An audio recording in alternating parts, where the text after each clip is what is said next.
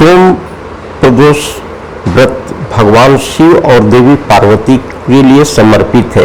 भगवान शिव और पार्वती की पूजा की जाती है। यह त्यौहार त्रयोदशी तिथि या चंद्र या हिंदू कैलेंडर के 13वें दिन पर 2 बार पड़ता है। यह कृष्ण पक्ष में अमावस्या और शुक्ल पक्ष में पूर्णिमा को मनाया जाता है।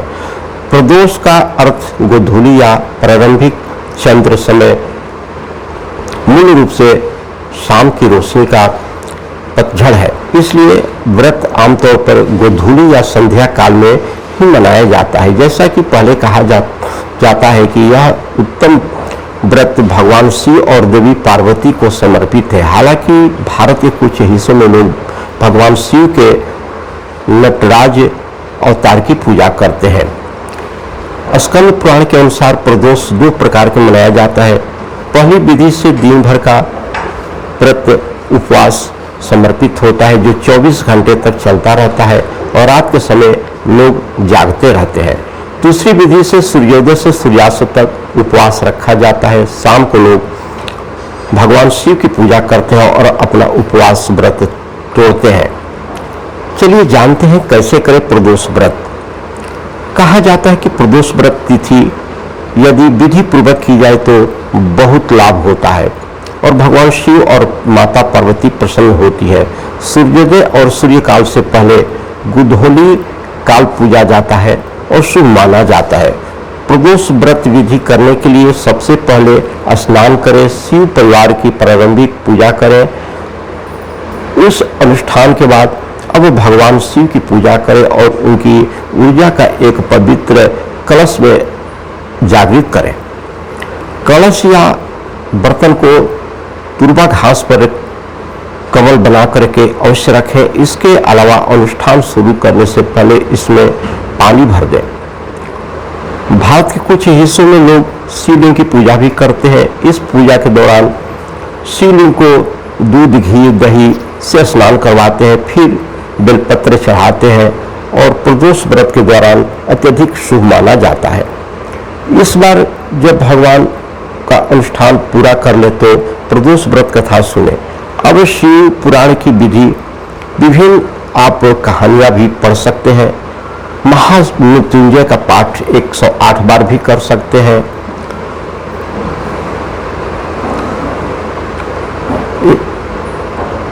प्रदोष व्रत की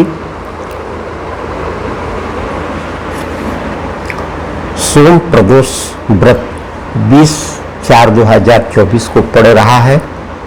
तो चलिए इसकी कथा शुरू करते हैं। सोम प्रदोष व्रत कथा। सोम प्रदोष व्रत का सभी प्रदोष व्रत में अधिक महत्व बताया गया है। धार्मिक मान्यताओं के अनुसार प्रत्येक माह की त्रयोदशी तिथि में सायं को प्रदोष काल में प्रदोष व्रत का पूजन किया जाता है। मान्यता है कि प्रदोष के समय महादेव कैलाश पर्वत के रजत भवन में इस समय नृत्य करते हैं और देवता उनके गुणों का गुणगान करते हैं। ऐसे में जो भी जातक यह व्रत करते हैं, भोलेनाथ की कृपा से उनकी सभी मनोवांछित कामनाएं पूरी हो जाती है। मान्यता है कि सोमवार के दिन प्रदोष व्रत को करके जो भक्त प्रदोष काल के समय भगवान शिव की पूजा करते हैं, उनके सभी पाप शिव जी नष्ट कर देते हैं और शिव भक्ति को प्राप्त हो जाता है वह भक्त और उच्चतम स्थान सुख पाता है, जैसा कि सोम व्रत की कथा में बताया गया है। सोम व्रत कथा के अनुसार एक नगर में एक ब्राह्मणी रहती थी। उसके पति का स्वर्गवास हो गया था। उसका अब कोई आश्रयदाता नहीं था, इसलिए प्रातः होते ही वह अपने पुत्र के साथ भीख मांगने के लिए निकल पड़ती थी। भिक्षाटन से ही वह स्वयं अपना पुत्र और अपने पेट पालती थी। एक दिन ब्राह्मणी घर पर लौट रही तो उसे एक लड़का घायल अवस्था में कराहता हुआ मिला। ब्राह्मणी दयावश उसे अपने घर ले आई। वह लड़का विदर्भ का राजकुमार था। शत्रु सैनिक ने उसके राज्य पर आक्रमण करके उसके पिता को बंदी बना लिया था और राज्य पर नियंत्रण कर लिया था, इसलिए इधर उधर भटकता रहता था। वह राजकुमार ब्राह्मण पुत्र के साथ ब्राह्मणी के घर रहने लगा। तभी एक दिन अंशुमती नाम का एक गंधर्व कन्या ने राजकुमार को देखा तो वह उस पर मोहित हो गई। अगले दिन अंशुमती अपने माता पिता को राजकुमार से मिलाने लाई। उन्हें भी राजकुमार भाग गया। अच्छा लगा। कुछ दिन बाद अंशुमति के माता पिता को शंकर भगवान ने स्वप्न में आदेश दिया कि राजकुमार और अंशुमति का विवाह कर दिया जाए। उन्होंने वैसा ही किया। सोमव्रत तथा मातंग ब्राह्मणी प्रदोष व्रत कर रही थी। उसके व्रत के प्रभाव और गंधर्व राज की सेना की सहायता से राजकुमार ने विदर्भ पर शत्रुओं को खदेड़ दिया और अपना स्थान कायम किया। पिता के राज्य को पुनः प्राप्त कर आनंद से रहने लगा। राजकुमार ने ब्राह्मण पुत्र को अपना प्रधानमंत्री बनाया।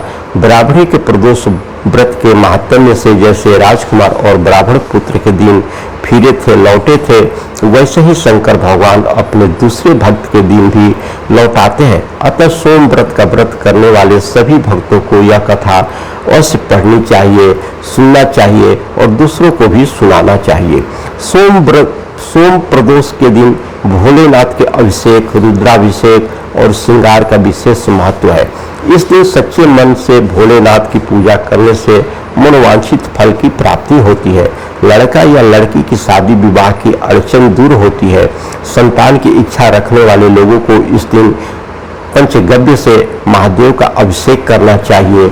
वहीं ऐसे जातक जिन्हें लक्ष्मी प्राप्ति और करियर में सफलता की कामना हो, उन्हें दूध से अभिषेक करने के बाद शिवलिंग पर फूल की माला अर्पित करनी चाहिए। मान्यता है कि ऐसा करने से भोलेनाथ अत्यंत ही प्रसन्न होते हैं और प्रसन्न होकर के मन वांछित इच्छा के अनुसार मनोकामनाएं पूर्ण करते हैं, फल प्रदान करते हैं। धन्यवाद। सोमव्रत कथा की इतना ही कथा था। धन्यवाद।